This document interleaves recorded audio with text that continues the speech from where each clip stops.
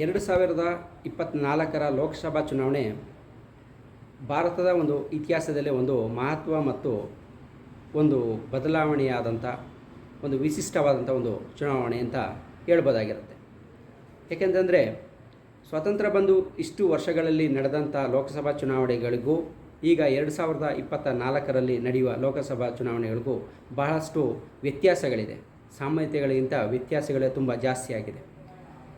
ಸ್ವಾತಂತ್ರ್ಯ ಬಂದ ಇಷ್ಟು ವರ್ಷಗಳಲ್ಲೂ ಕೂಡ ನಡೆದಂಥ ಲೋಕಸಭಾ ಚುನಾವಣೆಗಳಲ್ಲಿ ಆಯಾ ಕೆಲವು ಪಕ್ಷಗಳು ಆಗ್ಬೋದು ಅಥವಾ ಪ್ರಾರಂಭದಲ್ಲಿ ಅಂದರೆ ಸ್ವಾತಂತ್ರ್ಯ ಬಂದ ಪ್ರಾರಂಭದಲ್ಲಿ ಕಾಂಗ್ರೆಸ್ ಪಕ್ಷ ಏಕಮೇವ ಚಕ್ರಾಧಿಪತಿ ಅನ್ನೋ ರೀತಿಯಲ್ಲಿ ಕೆಲವು ಚುನಾವಣೆಗಳನ್ನ ಎದುರಿಸಿದ್ರೂ ಈಗ 2024ರಲ್ಲಿ ಬಂದಂಥ ಈ ಒಂದು ಚುನಾವಣೆ ಏನಕ್ಕೆ ವಿಶೇಷವಾದದ್ದು ಅಂತಂದರೆ ಈಗ ನಡೆಯಬಹುದಾದಂಥ 543 ಕ್ಷೇತ್ರಗಳಲ್ಲೂ ಕೂಡ ಏಕಮೇವ ವ್ಯಕ್ತಿಯಾಗಿ ಒಬ್ಬರ ವ್ಯಕ್ತಿಯ ಹೆಸರಿನಲ್ಲಿ ಚುನಾವಣೆಗಳು ನಡೀತಾ ಇರುವಂಥದ್ದು, ನಡೆಯುವ ಸಂಭವ ಇರುವಂಥದ್ದು ಇದು ಬಹು ಮುಖ್ಯವಾದದ್ದಾಗಿದೆ.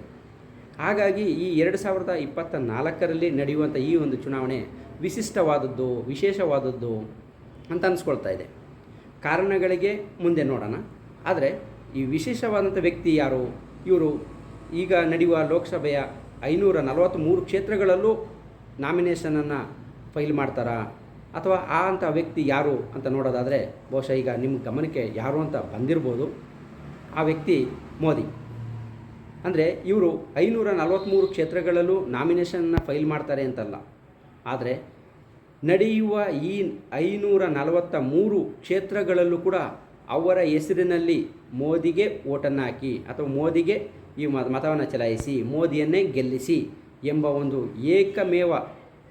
ಏಕಮಾತ್ರ ಹೆಸರಿನ ನಾಮದ ಮೇಲೆ ಈ ಒಂದು ಚುನಾವಣೆ ನಡೆಯೋದ್ರಿಂದ ಆ ಒಂದು ಕ್ಷೇತ್ರದಲ್ಲಿ ನಿಲ್ಲುವ ನಾಮಿನೇಷನ್ ಮಾಡುವ ವ್ಯಕ್ತಿ ಕೇವಲ ನಾಮಕಾವಸ್ಥೆ ಅಂತ ಅನಿಸ್ಕೊಂಡ್ರೂ ಕೂಡ ಇಲ್ಲಿ ಓಟನ್ನು ಕೇಳುವಂಥದ್ದು, ಗೆಲ್ಲಿಸಿ ಅಂತ ಕೇಳುವಂಥದ್ದು ಕೇವಲ ಮೋದಿ ಆಗಿರ್ತಾರೆ. ಹಾಗಾಗಿ ಈ ಸರಿನ ವಿಶೇಷ ಅಂತಂದರೆ 543 ಕ್ಷೇತ್ರಗಳಲ್ಲೂ ಮೋದಿಯದೇ ನೇರ ಸ್ಪರ್ಧೆ ಅಂತ ಹೇಳ್ಬೋದಾಗಿರುತ್ತೆ. ಈ ಒಂದು ಸ್ಪರ್ಧೆ ರಾಷ್ಟ್ರೀಯ ಪಕ್ಷಗಳು ಮತ್ತು ಪ್ರಾದೇಶಿಕ ಪಕ್ಷಗಳು ಎಷ್ಟೇ ಇದ್ದರೂ ಕೂಡ ಎಲ್ಲ ಪಕ್ಷಗಳ ವಿರುದ್ಧವಾಗಿ ಕೇವಲ ಮೋದಿ ಒಬ್ಬರೇ ಸ್ಪರ್ಧೆಯನ್ನು ಮಾಡ್ತಾ ಇದ್ದಾರೆ ಅನ್ನುವ ರೀತಿಯಲ್ಲಿ ಈ ಒಂದು ಚುನಾವಣೆಯ ತಯಾರಿಗಳು ನಡೀತಾ ಇದೆ. ಮತ್ತು ಚುನಾವಣೆಯನ್ನು ಕೂಡ ಮೋದಿಯೇ ಇದನ್ನು ಎದುರಿಸ್ತಾರೆ ಅನ್ನೋದು ಕಂಡುಬರ್ತಾ ಇದೆ. ಚುನಾವಣೆಗಳಲ್ಲಿ ಎಷ್ಟು ಗೆಲ್ಬೋದು ಅನ್ನೋದು ಇತ್ತೀಚೆಗೆ ಕೆಲವೊಂದು ಮಾಧ್ಯಮಗಳಲ್ಲಿ ಸಮೀಕ್ಷೆಗಳು ನಡೆದಿರ್ಬೋದು. ಅದರ ಒಂದು ಸೂಕ್ತವಾದಂಥ ಮತ್ತು ಸಮಂಜಸವಾದಂಥ ಒಂದು ಮಾಹಿತಿಯನ್ನು ಮುಂದಿನ ಒಂದು ವಿಡಿಯೋದಲ್ಲಿ ನಾನು ನಿಮಗೆ ತಿಳಿಸ್ಲಿಕ್ಕೆ ಇಷ್ಟಪಡ್ತೀನಿ. ಒಂದು ನಿಖರವಾದಂಥ ಎಷ್ಟು ಗೆಲ್ಬೋದು ಅನ್ನೋದು ಒಂದು ಕೆಲವೊಂದು ಸಮೀಕ್ಷೆಗಳಾಗಿರ್ಬೋದು, ಅದರ ಒಂದು ಆಧಾರಗಳಾಗಿರ್ಬೋದು, ಅದರ ಒಂದು ರೂಪುರೇಷೆಗಳ ಮೇಲೆ ಪೂರ್ವಭಾವಿಯಾಗಿ ಒಂದು ಎಷ್ಟು ಗೆಲ್ಬೋದು ಅನ್ನೋದರ ಒಂದು ನಿಖರ ಮಾಹಿತಿಯನ್ನು ನೀಡಲಿಕ್ಕೆ ನಾನು ಇಚ್ಛಿಸ್ತೇನೆ.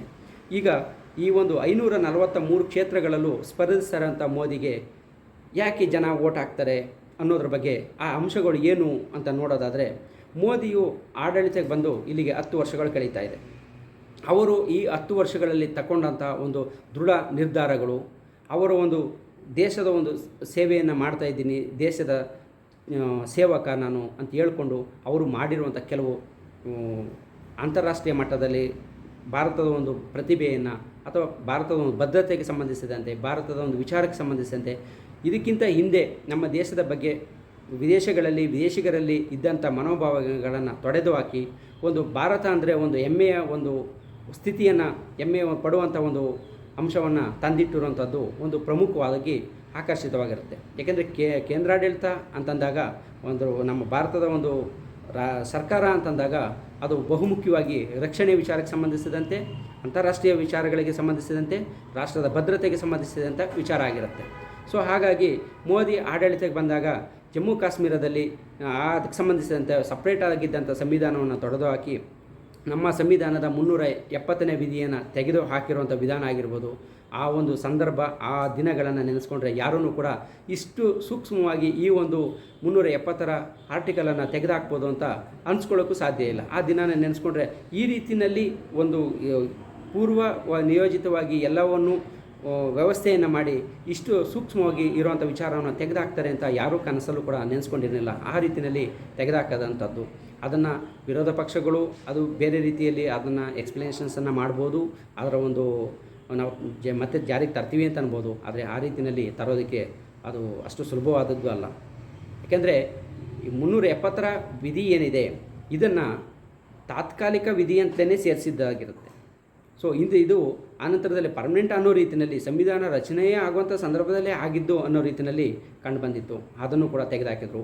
ಆನಂತರದಲ್ಲಿ ಆ ಕಾಶ್ಮೀರದಲ್ಲಿ ಆದಂಥ ಡೆವಲಪ್ಮೆಂಟ್ಸ್ಗಳು ಆಗಿರ್ಬೋದು, ಅಂತಾರಾಷ್ಟ್ರೀಯ ಮಟ್ಟದಲ್ಲಿ ಆಗಿರುವಂಥ ಭಾರತದ ಡೆವಲಪ್ಮೆಂಟ್ಸು, ಹಣಕಾಸಿನ ಇದು ಮತ್ತು ಕೊರೋನಾ ಸಂದರ್ಭದಲ್ಲಿ ನಿರ್ವಹಣೆ ಮಾಡಿದ್ದು, ಈ ಸಂದರ್ಭದಲ್ಲಿ ಪ್ರಪಂಚದ ಎಲ್ಲ ಒಂದು ದೊಡ್ಡ ಮತ್ತು ಮುಂದುವರೆದ ದೇಶಗಳನ್ನೇ ಆರ್ಥಿಕವಾಗಿ ಕುಗ್ಗುತ್ತಾ ಇದ್ದರೂ ಕೂಡ ಭಾರತ ಆ ವಿಚಾರದಲ್ಲಿ ಚೇತರಿಸಿಕೊಂಡು ಮುನ್ನುಗ್ಗಿದ್ದು ಈ ಎಲ್ಲ ಅಂಶಗಳು ಮತ್ತು ಕಾಮನ್ ಸಿವಿಲ್ ಕೋಡನ್ನು ತರೋದಕ್ಕೆ ಪ್ರಯತ್ನ ಮಾಡ್ತಾ ಇರೋವಂಥದ್ದು, ರಾಮ ಮಂದಿರ ವಿಚಾರ ಆಗಿರ್ಬೋದು, ಈ ಎಲ್ಲ ಅಂಶಗಳನ್ನು ನೋಡಿ ಮೋದಿ ಇದಕ್ಕೆ ಸಂಬಂಧಿಸಿದಂತೆ ತಗೊಂಡಂಥ ಒಂದು ದೃಢ ನಿರ್ಧಾರ, ತಲಾಖ್ ವಿಚಾರ ಆಗಿರ್ಬೋದು, ಸಂವಿಧಾನಕ್ಕೆ ಸಂಬಂಧಿಸಿದಂತೆ ಆಗಿರ್ಬೋದು, ಹೊಸ ಕಾನೂನುಗಳು ಬ್ರಿಟಿಷರ ಕಾಲದಲ್ಲಿ ಇದ್ದಂಥ IPC ಆಗಿರ್ಬೋದು, CRPC ಆಗಿರ್ಬೋದು, ಮತ್ತು ಎವಿಡೆನ್ಸ್ ಆ್ಯಕ್ಟನ್ನು ಬದಲಿಸಿ ಹೊಸ ಕಾನೂನುಗಳನ್ನು ಜಾರಿ ಮಾಡ್ತಾ ಇರುವಂಥದ್ದಾಗಿರ್ಬೋದು.